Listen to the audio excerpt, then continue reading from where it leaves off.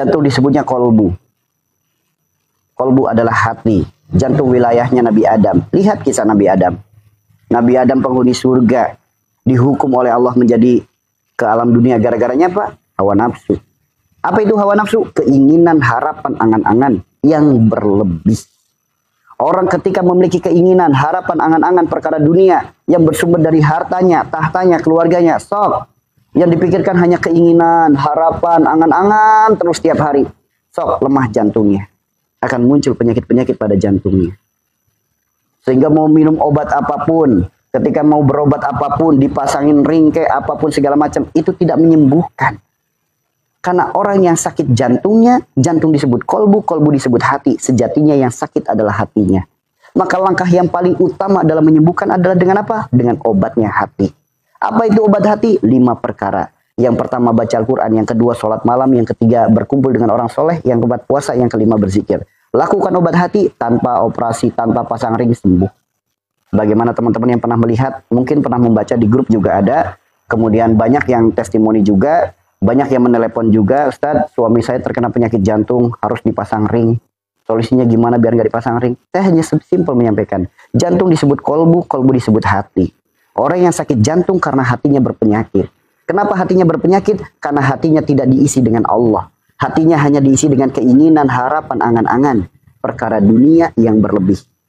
Sehingga Pak, terjadilah penyakit jantung. Mau dipasangin ring kayak gimana, mau diobatin kayak gimana, nggak sembuh. Sembuhnya hanya dengan apa? Obatnya hati 5 perkara. Kerjakan semuanya. Sampai ada dulu kan, di testimoni juga ada di grup kalau nggak salah. Suaminya mau dipasangin ring. Dikasih waktu 3 minggu waktu itu. Kemudian di waktu 3 minggu itu, sebelumnya sepulang dari rumah sakit, istrinya itu nelpon saya. Suami saya terkena penyakit jantung. Harus dipasang ring. Cuma tindakannya nunggu 3 minggu lagi. Solusinya gimana? Ya simpel jawaban saya. Jantung disebut kolbu, kolbu disebut hati. Lakukan obat hati 5 perkara. Istiqomahkan karena Allah. Subhanallah teman-teman. Begitu 3 minggu kemudian kontrol ke rumah sakit. Rencana mau dioperasi dipasang ring. Begitu dicek ternyata semua dinyatakan normal. Jadi apa? Obat itu milik Allah. Sembuh itu milik Allah. Pertolongan itu milik Allah. Jangan sampai kita ikut campur dengan sesuatu yang sudah Allah atur. Sembuh milik Allah. Maka tugas kita saat ini bukan sibuk cari obat, sibuklah perbaiki penyebab. Karena sembuh milik Allah. Obat nggak ada jaminan menyembuhkan. Operasi nggak ada jaminan menyembuhkan. Herbal nggak ada jaminan menyembuhkan. Pak Kiai, Pak Ustadz, Pak Dokter, Pak Tabib, nggak ada jaminan mereka bisa menyembuhkan. Karena Pak wa idza maritu fahuwa yasfin. Wa idza maritu fahuwa yasfin. Itu teman-teman. Karena Allah yang maha menyembuhkan. Maka tugas kita saat ini bukan sibuk cari obatnya. Sibuklah kepada Rob yang memiliki kesembuhan tersebut. Di mana Allah? Allah berfirman, Allah dekat. Sedekat urat nadi. Kenapa Allah yang dekat nggak dituju? Padahal Allah maha segala-galanya. Sedangkan yang jauh, yang nggak ada jaminan menyembuhkan. Kenapa diutamakan? Kenapa didahulukan? Kenapa tidak mendahulukan mendekati Allahnya dulu yang maha segala-galanya? Inilah terkadang letak kesalahan kita dalam berikhtiar menjemput sembuh dari penyakit. Kebanyakan kita hanya sibuk cari obat, sibuk ikhtiar ke sana kemari, namun tidak sibuk memperbaiki penyebabnya. Bagaimana mungkin atap yang rusak, kita hanya sibuk cari ember, cari baskom, bocornya akan berakhir? Bagaimana mungkin? Bagaimana mungkin atap yang rusak, gonta-ganti ember, gonta-ganti baskom, buat apa? Buat nadahin bocornya. Mau pakai ember semahal apapun, mau pakai baskom sehebat apapun, tetap aja kalau atapnya belum diperbaiki, bocor itu akan tetap terjadi. Begitupun penyakit, selagi penyebabnya belum diperbaiki, mau ikhtiar apapun jenisnya, mau apapun obatnya, apapun terapinya, kalau penyebabnya belum diperbaiki, sarua atuda, sama baik, sama aja. Sama aja nggak bakalan sembuh. Sifatnya hanya apa? Hanya menolong sementara. Lagi hujan bocor, dikasih ember, menolong sementara supaya airnya nggak banjir di rumah, supaya airnya nggak kesana kemari, ditolong sementara doang. Nanti hujan lagi, bocor lagi, hujan lagi, bocor lagi. Mau sampai kapan hidup dalam kebodohan? Bukan mencari solusi, bukan mencari jalan terbaik, justru dalam kebodohan. Sakit dikit, obat lagi. Sakit dikit, ikhtiar lagi. Sakit dikit, obat lagi. Mau sampai kapan penyakit itu kambuh-kambuh terus? Selagi penyebabnya belum diperbaiki, mau minum obat sampai kiamat pun gak bakalan sembuh, teman-teman. Gak bakalan sembuh. Silakan. Gak bakalan sembuh. Maka tugas kita saat ini jangan sibuk cari obatnya, sibuklah perbaiki penyebabnya. Sama halnya, andaikan di dalam rumah kita ada segumpal daging, bangkai, otomatis dari bangkai itu akan datang lalat. Lalat itu adalah gambaran penyakit. Kalau kita hanya sibuk ngusir lalatnya sedangkan bangkainya masih ada, itu hanya sebuah kebodohan, teman-teman. Karena lalat itu akan tetap masuk lagi. Bahkan kita tutup, kita rapetin jendelanya, kita tutup rumah kita serapat-rapatnya. Namun di dalam rumah masih ada bangkai, tetap lalat itu tetap bisa masuk. Kita minta tolong ke orang pinter, orang ahlinya katakanlah, dipagerin, yang bahasanya dipagerin. Serapat apapun pagar, tetap jika di dalam rumah masih ada bangkai, bangkai itu akan tetap masuk. Ya, tetap. Misal tukangnya ini, orang pinternya ini, dia pakai pagarnya 7 lapis beton. Sangat rapat sekali. Serapat apapun dalam menutupi, menghalangi lalat masuk, boleh jadi lalatnya nggak bisa masuk. Tapi akan muncul penyakit yang baru. Penyakitnya bukan lagi lalat. Penyakitnya adalah belatung yang muncul dari bangkainya. Itulah kemusyrikan. Ya, itulah kemusyrikan. Jika kita hanya sibuk mengobati penyakit jasad saja, kita tanya ke orang pintar segala macam, boleh jadi orang tersebut bisa mengurangi rasa sakitnya, tapi akan muncul penyakit dari dalam, belatungnya dari kolbu kita. Karena segumpal daging itu adalah hati, penyakit dari hati kita, penyakitnya kemusyrikan. Ngeri nggak teman-teman? Ngeri ya tuh dah. Yang masih suka melakukan kayak gitu, yang nyari sembuhnya nyarinya ke orang pintar, pikirkan baik-baik. Ya, boleh jadi jasadmu sembuh, seakan-akan sembuh. Boleh jadi organ tubuhmu seakan-akan sembuh. Namun lihatlah hati. Dia tidak sembuh. Dia akan muncul belatung-belatung.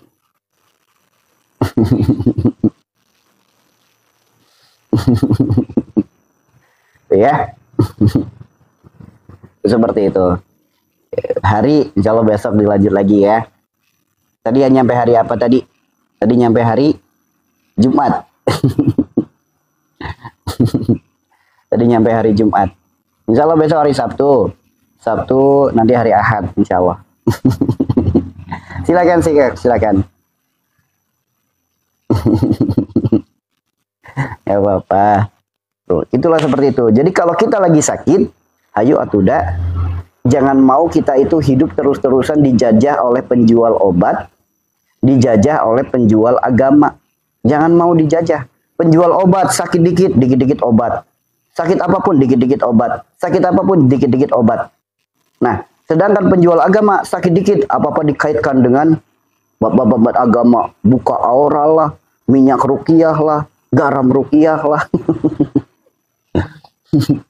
Cara pengobatannya harusnya gimana? Cakep. Ini pertanyaan yang bagus. Gini, obat itu milik Allah. Sembuh milik Allah. Pertolongan milik Allah. Ikhtiar apapun dalam menjemput sembuh itu diperbolehkan. Selagi tidak melanggar ketentuan syariat agama kita.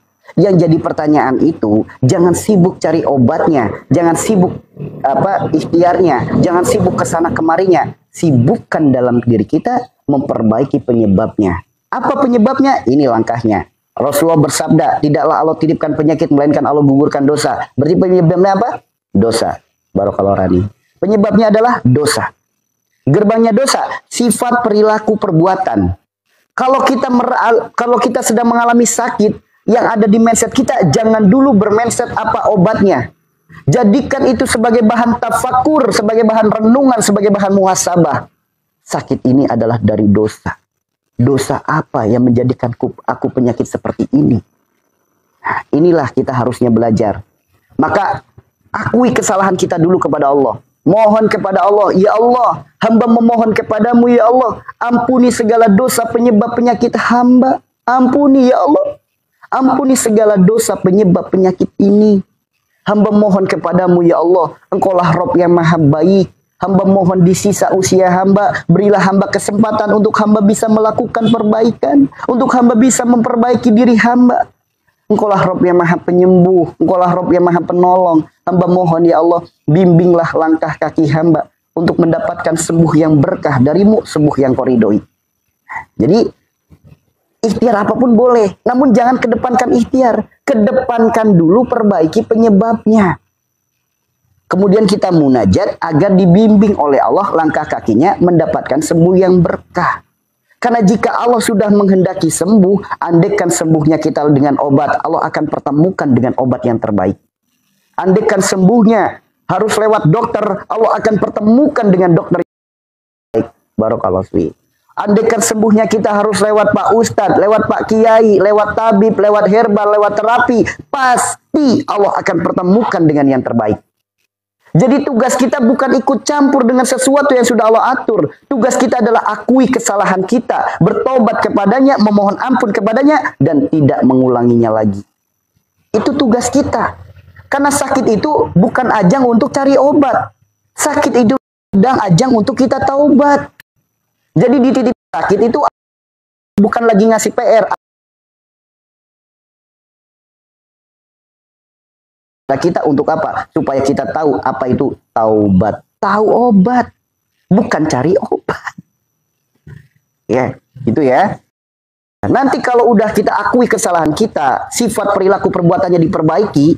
Nah, jika Allah sudah menghendaki sembuh, satu butir nasi bisa jadi obat. Seteguk air bisa jadi obat. Jadi tugas kita jangan sibuk cari obatnya. Tugas kita gimana caranya Allah menghendaki sembuh penyakit kita. Itu. Karena kalau Allah sudah menghendaki sembuh, seteguk air aja nih teman-teman. Misal airnya didoakan. Ya Allah, hamba mohon kepadamu ya Allah. Dengan air engkau jadikan sumber kehidupan. Hamba mohon ya Allah, jadikan air ini pula menjadikan jalan obat segala penyakit hamba. Jalan sembuh segala sakit hamba. Hamba mohon kudrah dan irodahmu ya Allah. Dengan berkahnya sholawat hamba bermunajat. Baca Al-Fatihah, tiup. Sebagaimana Rasulullah meniup. Pelan, minum 3 tegukan.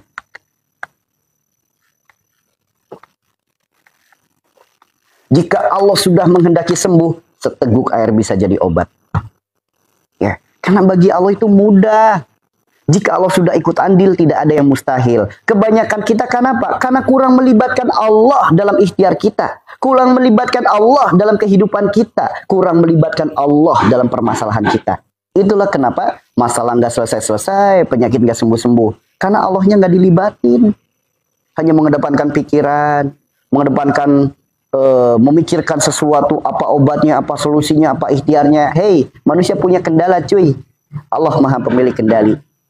Jika Allah sudah ikut andil, tidak ada yang mustahil. Tuh. Ya. Jadi di sini bukan pengobatannya yang salah, bukan. Saya bukan sedang menyalahkan pengobatan. Diri kitalah yang salah. Mengambil langkah yang kurang tepat, mengambil langkah yang kurang benar. Padahal ada Allah yang maha segala-galanya, Allah yang maha menyembuhkan, Allah yang maha mengobati, Allah yang maha memberi pertolongan. Udah tahu Allah maha segala-galanya, kenapa nggak mendekat kepadanya? Justru kalau kita malah sibuk mencari yang belum ada jaminan menyembuhkan. Jangan sampai tuh, gini gambarannya gini. Penyakit ini kan hadiah dari Allah. Kenapa hadiah? Karena Rasulullah bersabda, tidaklah Allah titipkan penyakit, melainkan Allah gugurkan dosa. Sok, dosanya lagi dikurangi, hadiah apa bukan? Hadiah. Apalagi kalau kita ridho menerimanya, sabar dalam menjalaninya. Penyakit bukan hanya sebagai penggugur dosa, bahkan setiap doa Allah ijabah. Ya, setiap doa Allah ijabah. Tuh teman-teman. Jadi hadiah terindah yang Allah berikan kepada kita. Kenapa dikasih hadiah? Karena boleh jadi kesalahan terus bertambah, istighfar kita jarang.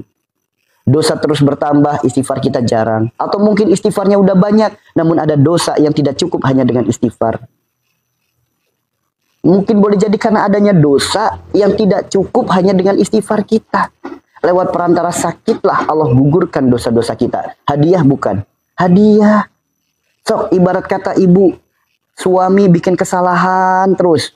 Suami sifatnya kayak gitu terus. Perbuatannya, perilakunya kayak gitu terus. Ibu berharap kebaikan pada suami. Dengan harapan apa? Dikasih hadiah supaya suami berubah. Sama. Allah kasih kita teguran hadiah yang namanya sakit. Semoga dengan sakit bisa jadi berubah. Sifatnya jadi baik, perilakunya jadi baik, muncul kesadaran. Ya Allah betapa lemahnya jasad ini. Dikasih sakit sedikit aja udah banyak hal yang terbengkalai. Nah, ini dikasih hadiah. Namun ketika dikasih hadiah, tiba-tiba suami kita malah manyun.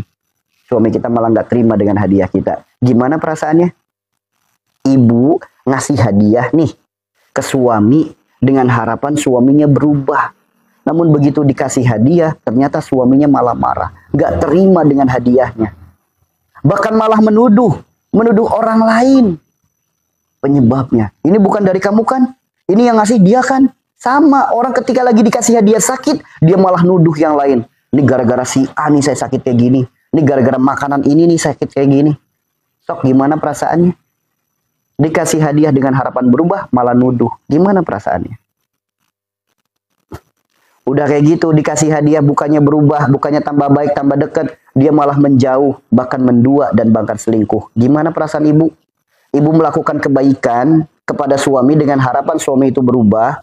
Suami bukannya berubah, dia malah menjauh, bahkan mendua, bahkan berselingkuh. Gimana perasaannya? Begitupun Allah ngasih kebaikan kepada diri kita, ngasih hadiah yang namanya penyakit dengan harapan kita berubah, bukannya kita berubah, kita malah menjauhi Allah, malah menduakan Allah, melakukan kemusyrikan. Gimana coba? Masih untung dikasih nafas untuk hidup. Tuh, orang dikasih sakit bukannya berubah, dia malah mendua, menjelingkuhi Allah, melakukan kemusyrikan, menyalahkan makhluknya, menyalahkan makanannya. Padahal Allah berfirman, tidak ada satupun yang Allah ciptakan sia-sia. Allah juga berfirman, Allah ciptakan langit bumi beserta isinya untuk bertasbih kepada Allah. Makanan tasbih, makanan dituduh sebagai penyebabnya. Gimana tuh udah? Ya. Selama ini kan gitu. Kebanyakan diantara kita sakit kan kayak gitu. Ya. Menyalahkan makanan, menyalahkan orang lain, berprasangka buruk kepada orang lain, menyalahkan keadaan. Padahal sakit itu datang buah daripada perilaku kita sendiri, buah daripada dosa kita sendiri. Yang disalahin, saya sakit gara-gara suami saya selingkuh. Tidak akan ada sakit hati jika kita tidak izinkan rasa itu masuk ke dalam hati. Tidak ada cemburu jika kita tidak izinkan cemburu itu masuk dalam hati. Karena pecinta sejatinya berkorban, bukan malah menuntut pengorbanan. Kalau nuntut pengorbanan ya, apalagi kalau merasa memiliki. Ya, bahasa ini mudah dipahami nggak sih teman-teman? Amin, amin, amin. Bahasa ini sebenarnya mudah dipahami nggak sih? Cara penyembuhan penyakit kanker gimana? Ini komentarnya nggak muncul di teman-teman ya, namun di saya muncul. Selamat pagi. Kanker itu berkaitan dengan darah. Darah berkaitan dengan sifat. Sifatnya kanker menggerogot. Siapapun yang memiliki sifat menggerogot, dalam arti menggerogot apa? Ketika kita tidak suka dengan seseorang, sampai ke akar-akarnya kita buka aibnya. Ketika sedang merasakan kekurangan, prasangka segala macam dicari dari mana kekurangan itu datangnya. Sifat-sifat menggerogot inilah menjadi penyebab sifat penyakit-penyakit kanker. Ya, orang yang nggak pernah merasa puas, orang yang nggak pernah merasa cukup, selalu merasa pengen lagi, menggerogot terus. Inilah orang-orang yang terkena penyakit kanker. Itu berkaitan dengan sifat. Pokoknya segala penyakit yang berkaitan dengan darah, penyakit yang berkaitan dengan sifat. Penyakit yang berkaitan dengan sifat. Sama. Baik itu darah tinggi, darah rendah, ya sama dengan sifat. Darah rendah. Penyebabnya apa? Orang yang memiliki sifat atau mental yang rendah.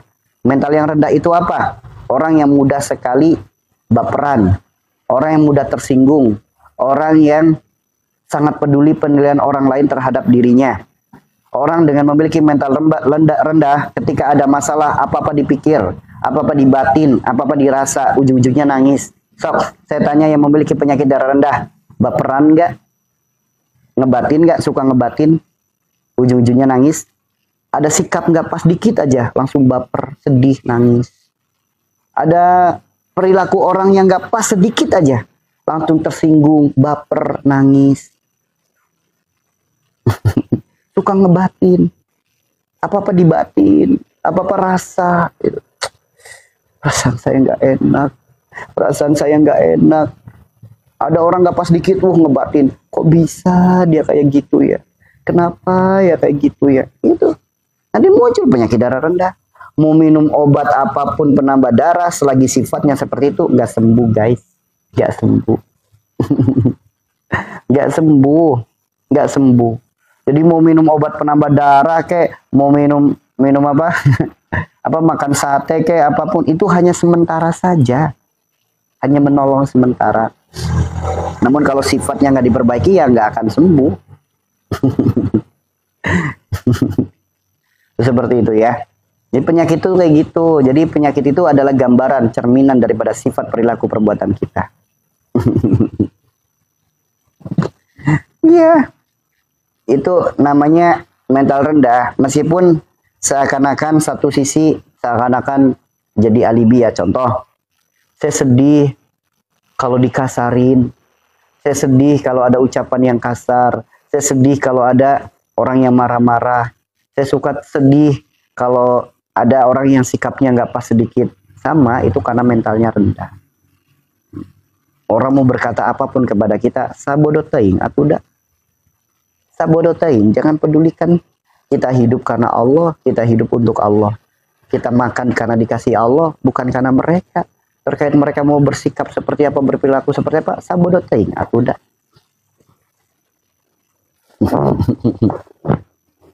Itu seperti itu ya.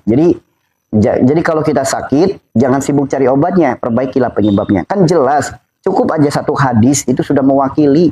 Katanya syahadat, asyhadu alla ilaha illallah wa asyhadu anna muhammadar rasulullah. Katanya bersaksi bahwasanya Nabi Muhammad utusan Allah. Namun kenapa sabda daripada nabinya nggak dipercaya? Apa kabar syahadatnya tuh dah?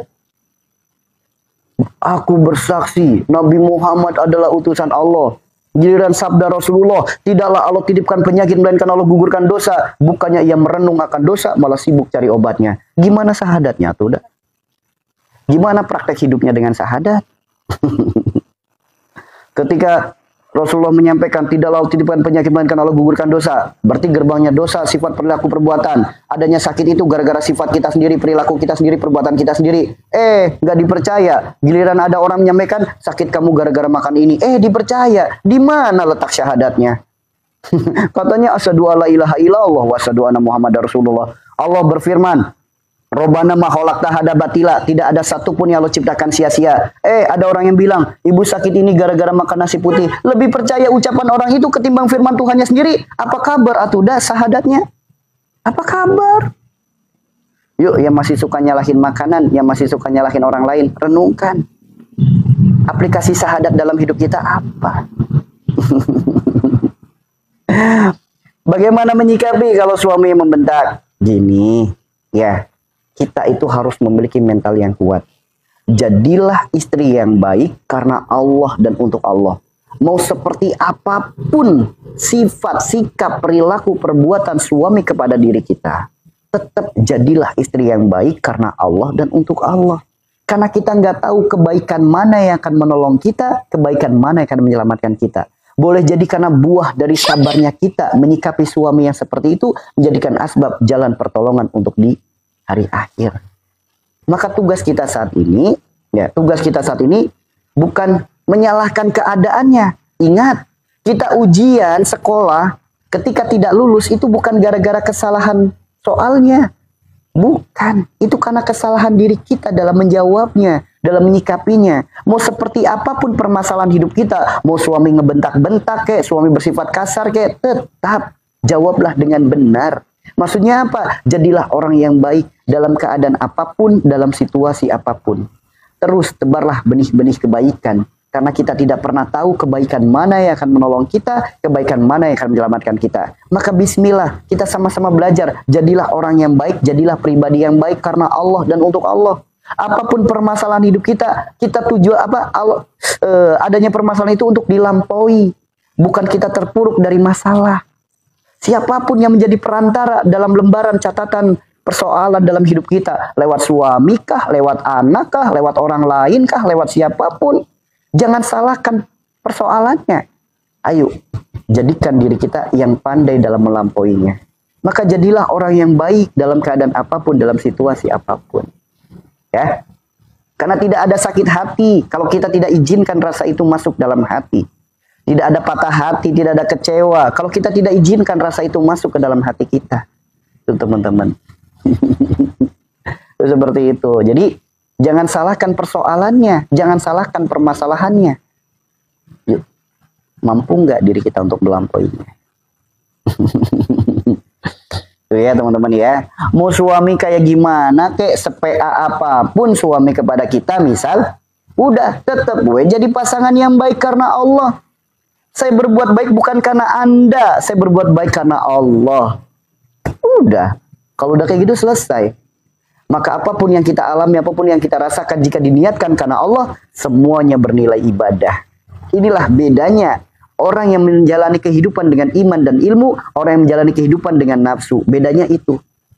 Kalau dia jalan hidupnya dengan nafsu, wah, kenyataan tak seindah harapan, emosi, marah segala macam, kecewa segala macam. Karena Pak, kendaraannya nafsu. Namun bila mana kendaraannya iman dan ilmu, bah, ada masalah apapun karena punya iman, ada Allah. Yang menggerakkan lisannya Allah. Yang mengizinkan dia marah-marah Allah. Masa iya Allah yang mengizinkan dia marah, saya mau ikut marah ke dia? Ya. Masa iya Allah yang mengizinkan dia marah kepada kita, kita mau ikut marah kepada dia?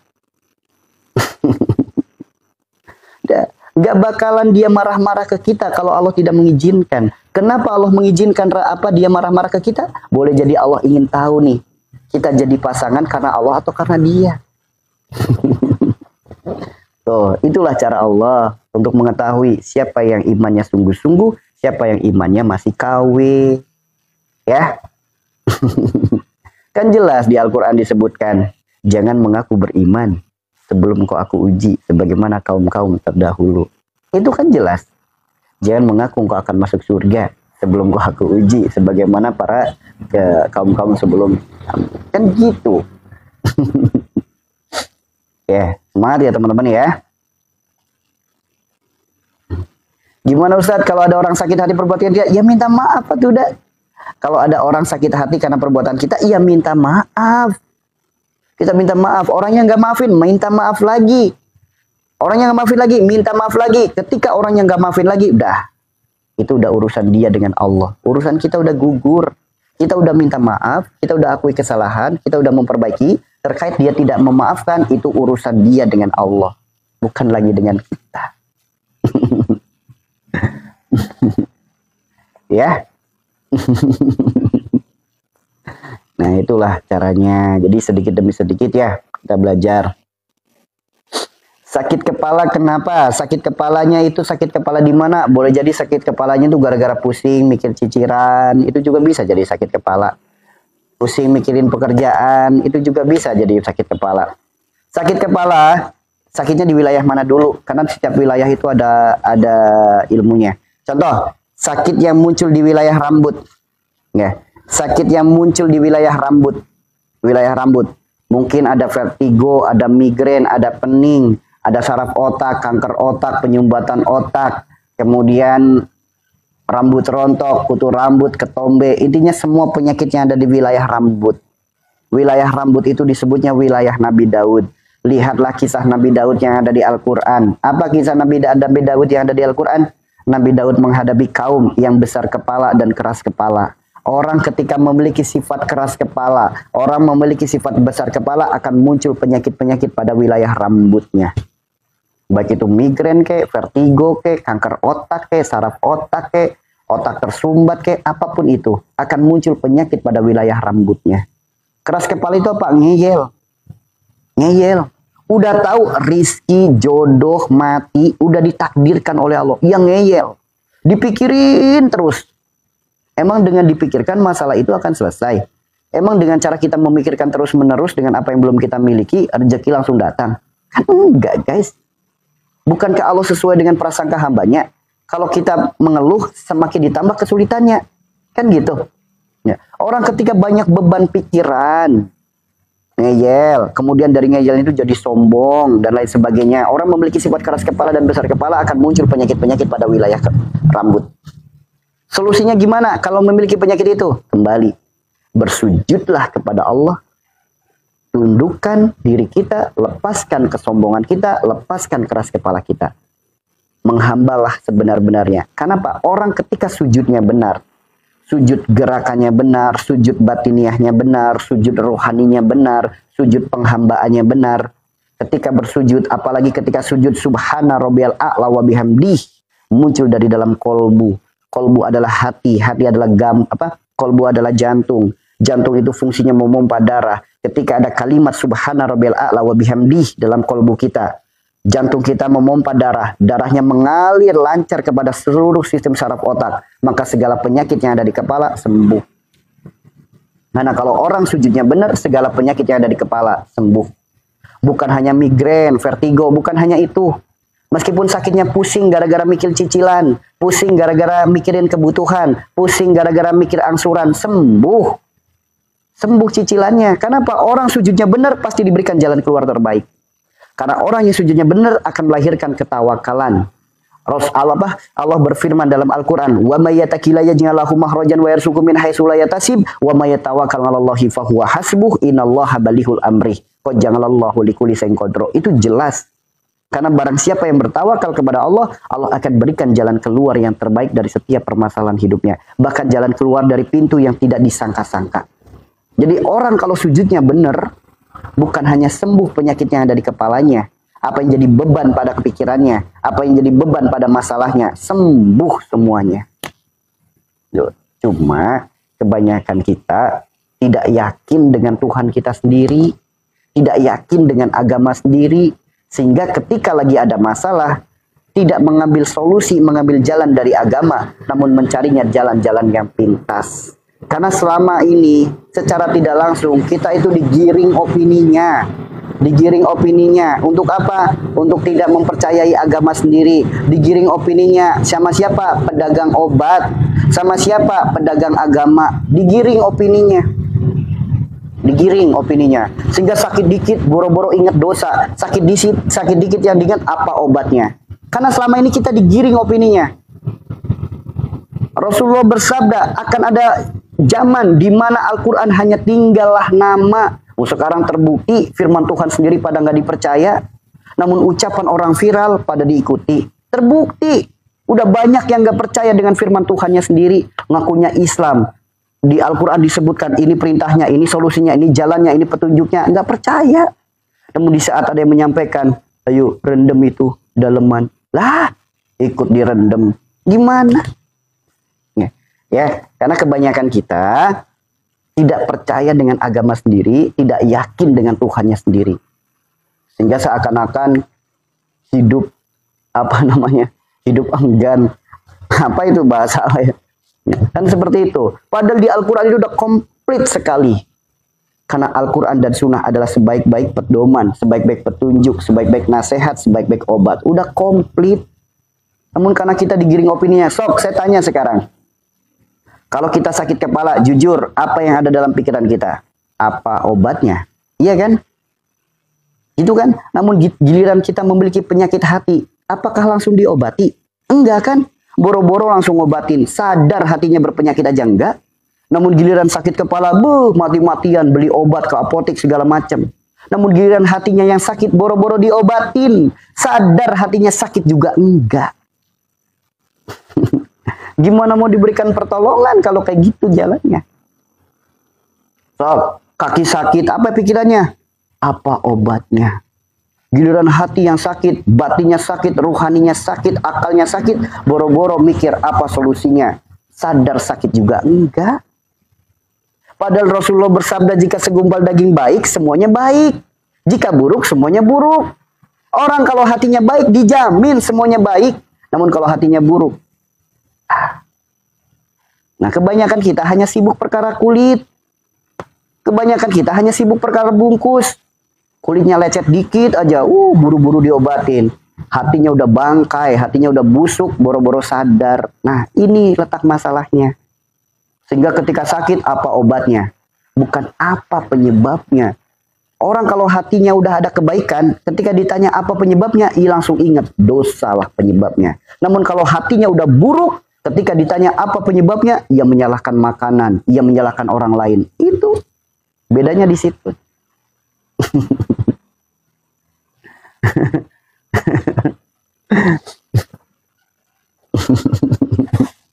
Seperti itu. Makanya, ayo sekarang jadilah hidup yang waras. Jangan mau hidup dijajah terus. Yuk, waras, jangan sibuk cari obatnya, sibuklah perbaiki penyebabnya. Ya, apapun penyakit kita, itu buah daripada dosa kita. Itu sabda daripada Nabi kita. Sekarang pertanyaannya, lebih percaya sabda Nabi atau lebih percaya pedagang obat? Dah. Simple sekali pertanyaannya. Lebih percaya sabda Nabi atau lebih percaya pedagang obat? Inilah keimanan kita diuji. Inilah syahadat kita akan wujud. Syahadatnya hanya sebatas lisan atau syahadat yang sudah masuk ke dalam sanubari. Kalau syahadat hanya sebatas lisan, nggak percaya sabda nabinya.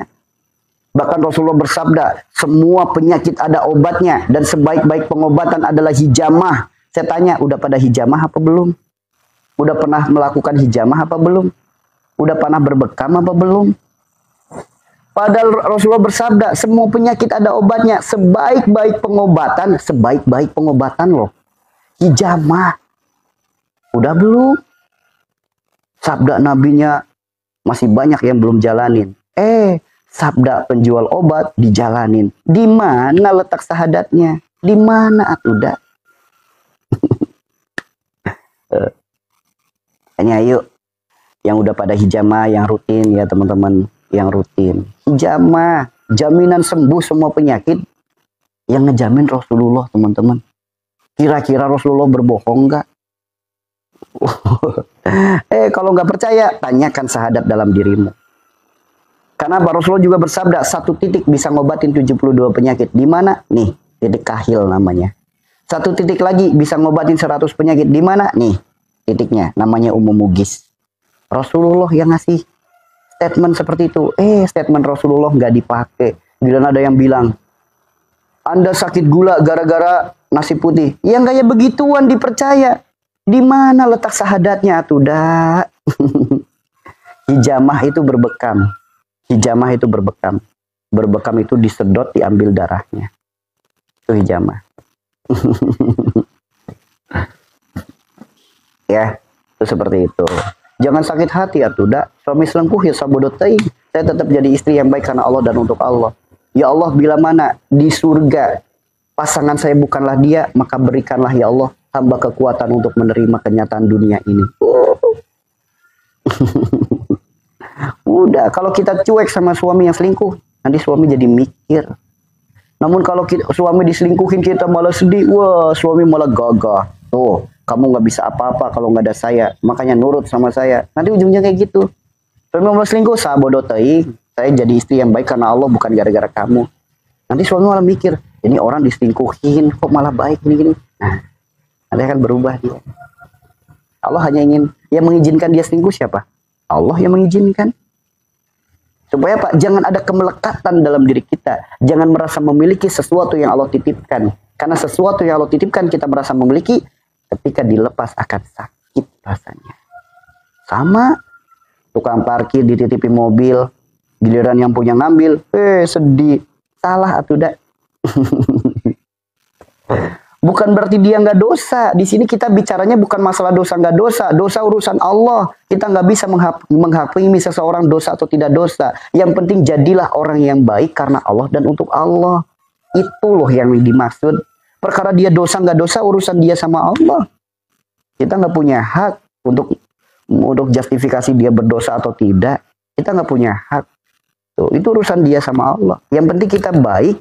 Apapun posisi kita, apapun status kita, baik status kita suami kah, istri kah, anak kah, orang tua kah, sahabat kah, teman kah, kakak atau adik. Yang penting jadilah yang baik karena Allah dan untuk Allah. Ya.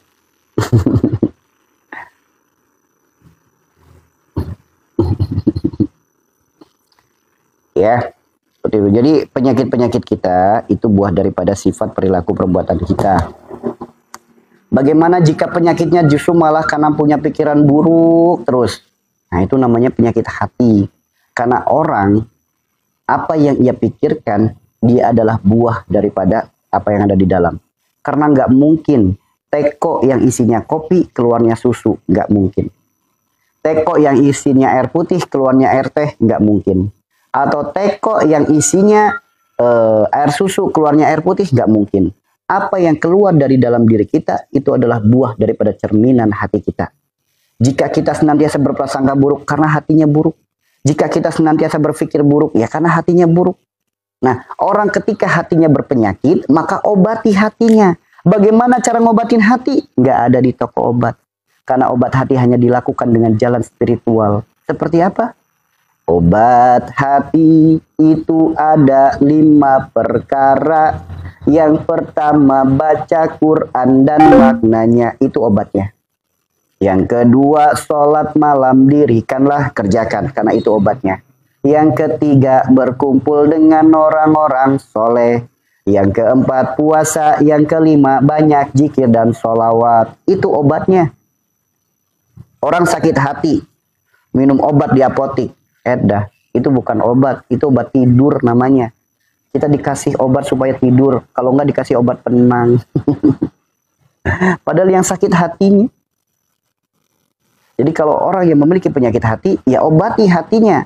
Ingat, obatnya hati tidak ada di toko obat. Obatnya hati bisa dilakukan oleh dirinya sendiri. Kalau dianya nggak pengen sembuh, gimana mau sembuh? Kalau dianya nggak bersungguh-sungguh, gimana mau sembuh? Karena Allah berfirman, Allah tidak akan merubah suatu kaum sebelum ia merubah dirinya sendiri.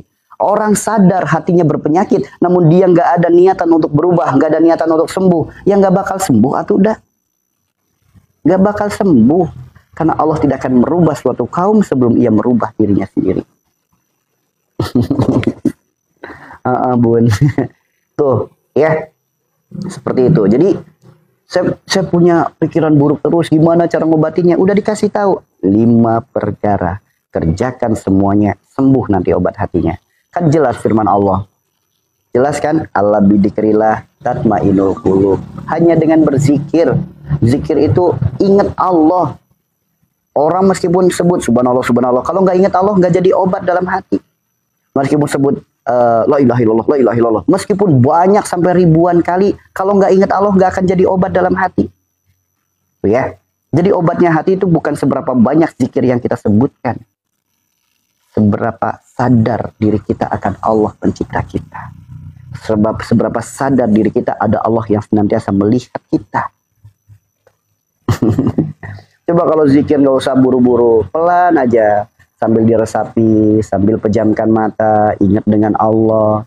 Bukan ingat dengan hitungannya, bukan target dengan jumlahnya. Ingat Allah. Karena hanya Allah sebaik-baik penolong kita. Hanya Allah sebaik-baik pelindung kita. Zikirkan. Hasbunallah wa ni'mal wakil. Ni'mal maula wa ni'man nasir. Wa la hawla wa la quwwata illa billahil aliyyil azim. Hasbunallah wa ni'mal wakil. Ni'mal maula wa ni'man nasir. Wala hawla wala quwwata illa billahil aliyyil azim. Tuh kalau dizikirkan kayak gitu, ingat Allah, enak, hati bisa lembut, penyakit hati bisa sembuh. Kalau zikirnya la ilaha illallah, la ilaha illallah, la ilaha, hanya dikejar nominal angkanya doang, target angkanya doang, hatinya nggak ingat dengan Allah, gimana mau jadi obat? Paham di sini? Ketiga, ingat dengan dosa. Ya udah, istighfar yang sungguh-sungguh. Istighfar yang sungguh-sungguh. Istighfar yang sungguh-sungguh bukan dilihat kejar harus 100, harus 1000. Bukan. Dengan penuh kesadaran, akui kesalahan kita kepada Allah. Mohon ampun kepada Allah dengan semurni-murninya. Astaghfirullahaladzim. Astaghfirullahaladzim. Astaghfirullahaladzim. Innallaha ghafurur rahim. Lisan beristighfar, hati ingat dosa, pikiran ingat dengan kesalahan. Allah ampuni dosanya, maka istighfarnya akan berkualitas. Lisan beristighfar, hati ingat dengan dosa, pikiran ingat dengan kesalahan. Itulah istighfar. Bukan dikejar berapa banyaknya, bukan dikejar harus sekian ribunya. Kesadaran. So, kalau istighfarnya kayak gitu, enak. Langsung ingat dengan dosa, langsung ingat dengan kesalahan, langsung ingat dengan masa lalu dosa-dosanya, yang terang-terangan, yang sembunyi, langsung ingat. Itulah istighfar. Bukan dikejar sekian ribunya, bukan. Kesadarannya. Kesadaran. Maka kalau istighfar pelan-pelan, diingat-ingat dosa-dosanya, ingat. Istighfarkan masalah hidup kita, istighfarkan penyakit kita, istighfarkan kesulitan hidup, istighfarkan dosa-dosa. Yakinlah adanya sakit, sulit, sempit, sedih, sengsara, musibah melanda, itu semua penyebabnya adalah dosa. Maka setiap masalah istighfarkan. Setiap ada kesulitan istighfarkan. Setiap ada penyakit istighfarkan. Sok istighfar yang benar. Yuk, apalagi kalau dipegang kolbunya, ya, dipegang dadanya. Meskipun di situ munculnya dada kanan ya, saya sebetulnya megang dada kiri sambil istighfar.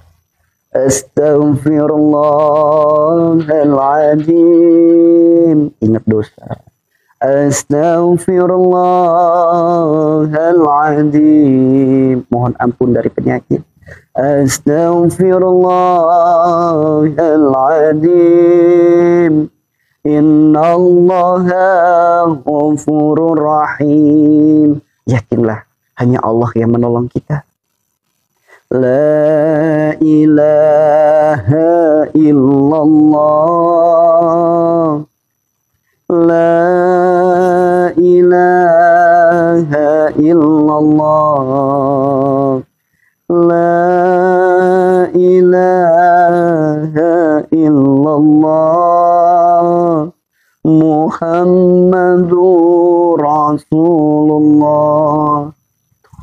Jika kita munajat dengan awali dengan seperti itu, penuh dengan kesadaran, penuh dengan pengakuan, akui kesalahan, akui sifat buruknya, akui perilaku buruknya, akui dosa-dosa yang pernah dilakukan. Enak. Ini yang disebut ala bidikrillah tatmainul qulub. Hanya dengan mengingat Allah, hati akan jadi tenang. Maka insya Allah sedikit demi sedikit penyakit-penyakit hati itu akan sembuh. Istiqomah dalam kebaikan, karena yakinlah barang siapa yang menata hatinya, Allah akan tata kehidupannya.